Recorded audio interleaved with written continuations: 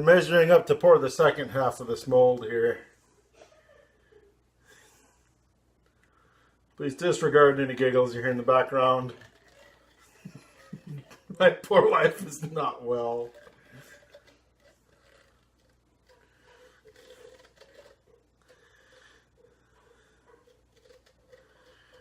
Alright, there's half of that.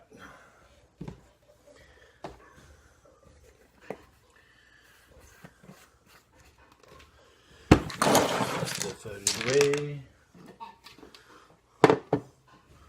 Same song and dance as before, except I don't need near as much, so we pre-measured it this time.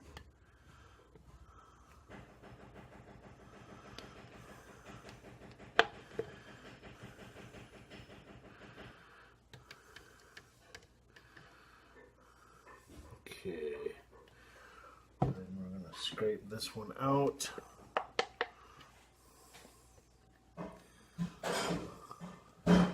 Again, I've only got 15 minutes to do this.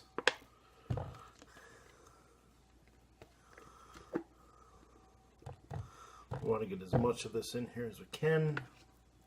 Stuff's expensive, I don't like to waste it.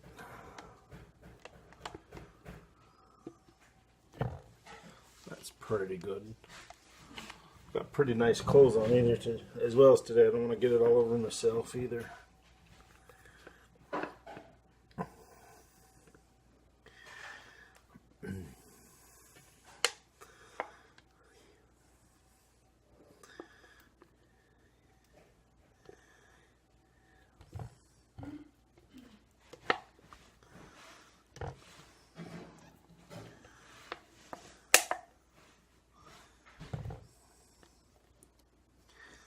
This stuff is thicker.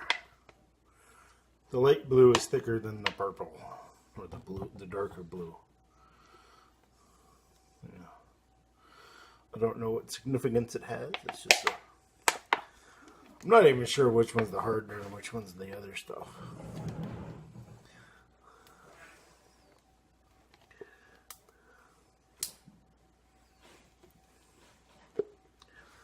But there's the equal parts. So we'll mix it up.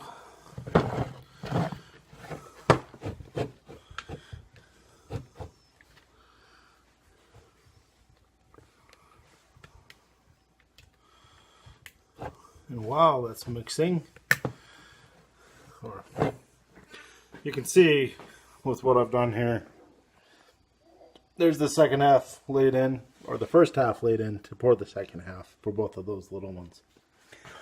I'll show you the results of the pommel in a minute here. That's sitting off back over here. We'll get this stirred up really good. Try to not get too much air in it. We want the best results. I know it seems like a lot of work to do a silicone set of molds for a one piece, but the failure rate of these castings might be fairly high, so I want to be able to replicate the wax and plaster parts for the molds fairly quickly. Okay, I think we're mixed. We'll pour this guy first.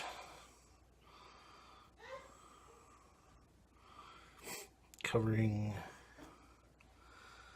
the piece first.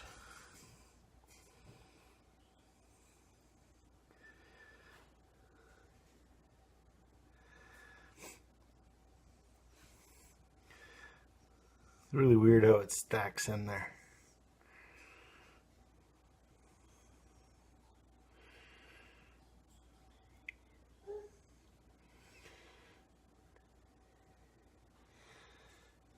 We covered him. Then we're going to cover him. Now I'll pour the remainder in the top of the other one. Whoop!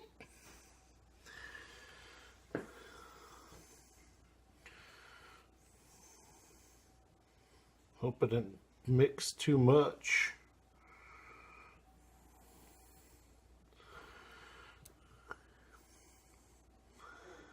don't think we did. I think we're actually going to be pretty good on it. After playing with this again, it's been almost a decade since I've done this kind of work, mold making for a knife. I've realized that it may be cheaper, it certainly is cheaper, I believe, to go with a 3D printer and 3D print the pattern. But then I still have the problem of getting the, well, for an affordable printer, getting the plaster substrate mold investment inside for the tang insert. I still don't know how to do that. Of course, if I 3D printed it on either side and then, oh yeah, that'd be simple. Sorry, disregard my previous comment. I could 3D print both sides of the handle with the channel inside of it and then just use it for the mold for the plaster Paris part and stick the whole thing in the larger bucket of plaster Paris to have the core for the handle made into it. It would actually be even easier than it is now for this. So yeah, this is kind of the archaic way of doing this from 10 years ago before we had 3D printers.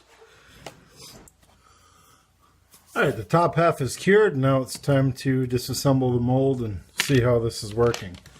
Again, we'll do the little guy first. Should be able to just pop him out through the bottom or some such thing. And assuming the, oh wow, let's say that's weird. Okay, yes, they should separate because I did use the parting agent. And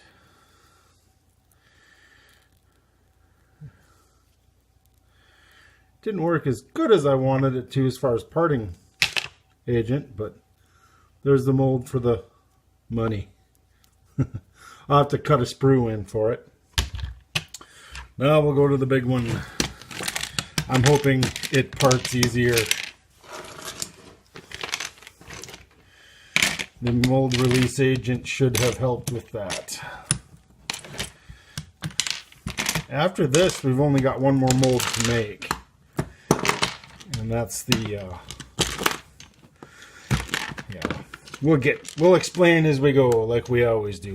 Now I don't want to flex this too much. I learned last time that that breaks the plaster thing that comprises the actual thing we're trying to make here, so. That should be enough to get in here and peel the walls off and everything. It's kind of interesting how the silicone kind of starts to go through the Legos. Alright, so here we have our mold. That freakishly, oh, there we go. Looks like it's not going to separate, but it is. Thanks to our ease release agent. And there's an example of that ball, the marbles and muzzleloader balls I put in here for indexing purposes. And again, I'm going to cut the sprue in for this so that we can pour it. Yeah. There's our two halves. The indexing I'm going to cut right in here so we can actually remove this guy now. A little weird because I did super glue it, so there's maybe some super glue stuck in the mold here. But the neat thing is it's silicone, so that doesn't matter. Now what I'm going to do is put the index in for pouring in the investment. I'm going to cut this out. Seems crude, but it doesn't take much. And I kind of want to chase this. It's kind of hard to do. It's kind of like, yeah, cutting a floppy piece of muscle, like my finger. There we go. Then we got kind of a sprue. Do the same to the opposing side.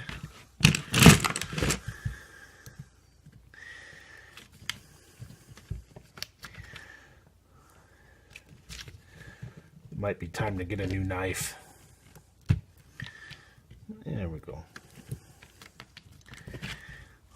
And then what we'll do, there's a little bit of an inclination or indication there where the tang stops. That's important because in the next mold, I've got to make a notch for the plaster version of the handle to sit so that it's supported on both ends.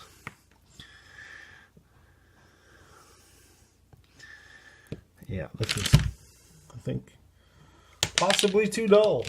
Let's go to, should have a secondary knife laying here somewhere that's a little newer, but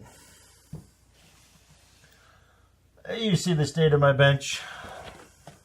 I'll keep fighting with the one I got. Oh, here we go. Should be a little sharper, maybe, hopefully. Look at this kind of cut out.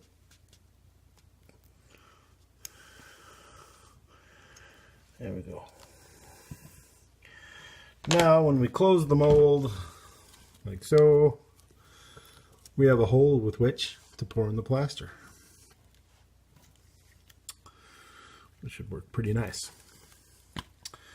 So there's that guy, and then of course this guy for that, and now we've got this guy for this little piece of money here.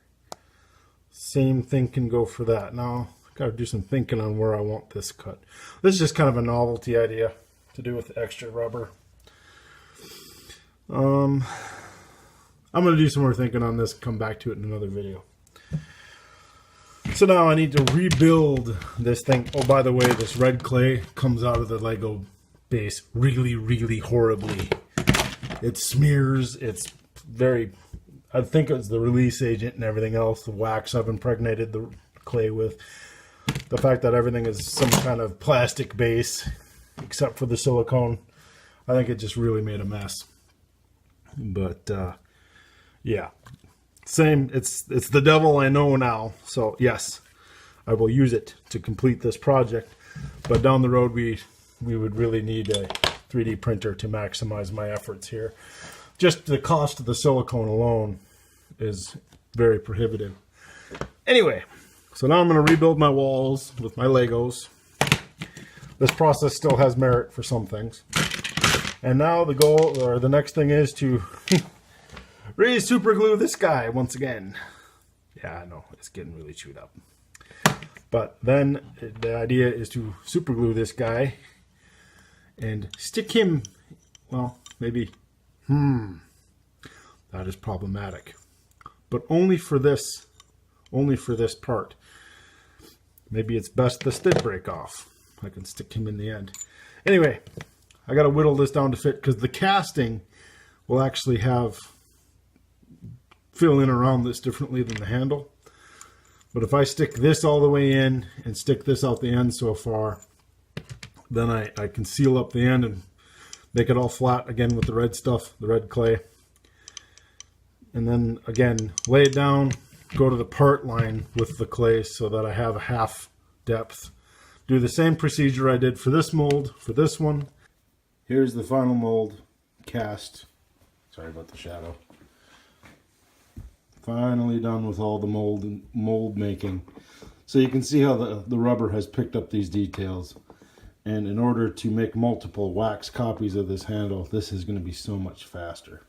So to cover again what's going to happen here, I'll come over here, get this other mold, is the order of events will proceed as follows. So, we'll get the last one here. We'll open him up too. So first we're going to take our investment, which I've still got to determine a recipe. I got to do some testing. And then we're going to take this mold, of course close it, and then we're going to pour in the investment that makes up this core to make the hole in the middle of the handle. And we're going to take that core and lay it in here, and it will index at least here. I'm still trying to figure it out. I think I'm just going to cut some channels in here to pour the wax in. And then the wax will go in one and the air will escape here. And that way we will get this with a investment core out of here with a wax replacement for this entire handle that will have, you know, be the same thickness to the center as this and so forth. And pretty much that way we've got a wax copy on an investment core that we can then take that and insert in a bucket and fill with investment to get this, capture this outside detail. And then we can just pour this whole thing full of metal, and hopefully the core survives and keeps that open so that we can insert our steel tang into that casting. Then once we get that piece done, we can close this up, probably at the same time and pour the wax into this one. I will, pardon the cough. I will then pour wax into this one, and at the same time I'm making the larger investment mold. We'll put this little wax mace head in the investment as well, and then pour those. And the way I have this designed is I built up the neck on this to fit inside the radius on the back of here. And even though this will all be solid metal, I'll have this opening for the tang to start hogging this out with a Dremel or die grinder to make that index into that. And I can put a bead of solder down in there and hold it in place. That's where we're at. Finally, all the rubber molds are done. It took all, you know, I ordered about $100 worth of silicone to do this project right here with these 3 molds. I did get this little bonus guy here for making the rupee. It's kind of my own little project on the side. And I used pretty much all the rubber. I mean, there wasn't hardly any wastage. There's always some because it sticks to everything. You know, it just does. Temporarily sticks. It's, you know, it's not very viscous, so it doesn't flow very good. It cleans out nice of the acrylic stuff. So Legos worked like a champ. There are these little feathers on the edges, but not a huge deal. So I'm going to go ahead and cut into this, and then I think the next video I will get into some testing of the, you know, the refractory for the investment, and then I still gotta get in here and clean up those little spurs, and then of course cut my sprue and my draft, my vent. But this is an involved process. Every part of this is involved. It's crazy. But it's very rewarding when it works. And like I said, this may take more than one attempt to get right. So having these molds to cast the wax parts as opposed to, well, milling each one or 3D printing each one may prove to be better. We'll see how long it takes the wax to set up. If it takes all night for the wax to cure or set up in here, then 3D printing will be a superior option. But in this case, what am I going to do? Sit and design this in CAD software, or am I just going to make a copy? This, for when someone sends me something, this still may be the best way to do it.